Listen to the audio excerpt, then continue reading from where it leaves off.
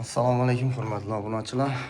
5 kanal cayımız satıladı. İkinci etajda 520 milyon. Ürgənc Ray Center. Abbas Əbtəkədə ötkəndən keyin Palma dükkanının yanında. Birimiz bir xanası boğan divanını alıp dalan etip koydular. Bir de oturayım yine.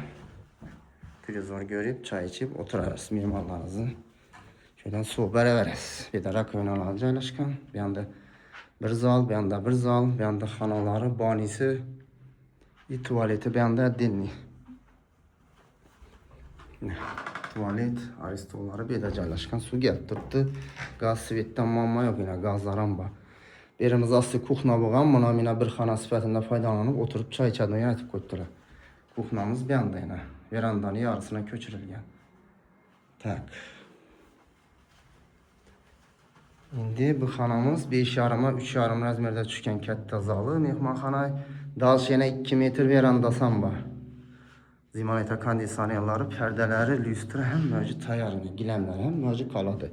520 milyonun içinde. Katyolu, xanademlikləri ilə belə koydu təkənlə. Az qanası ücreti pərəstə. Olmasa şu duruşunda icərəyə koyub versin izlərəm. Yaşıydı bir ailəli adam əzətib.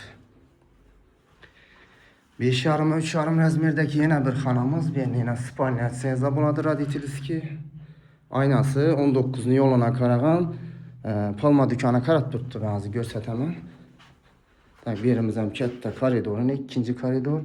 Bundan kiçkinərək spanyamızı ötəmiz. Siz getib qoysanız baladı beni bağlar üçün. Yine Palma dükkan 19'nu yola basab tekədən gələz. Palma dükkanı bu yola karat duran dom şundan keyinki durğan ikinci bir etajlı toş düşündüğün domumuzun ikinci etajında. Tak. Yerimizde banisi, tuvalet baniləri dinliyor dükkanımızda. Bir de kiçkinə spanyası caylaşkan. Bu xanamızda ama aynasıyla yol tərəfə qırılır. 100 kvadrat 520 milyon ikinci etajda caylaşkan dokumentler tayar. Ulgürüp kanalına zonun arxlekin doğrusu. Center'da caylaşkan acayip cay. Televizor, giləm hem məş kardeşi duruşlarınıza doğru kilit tapşırıları.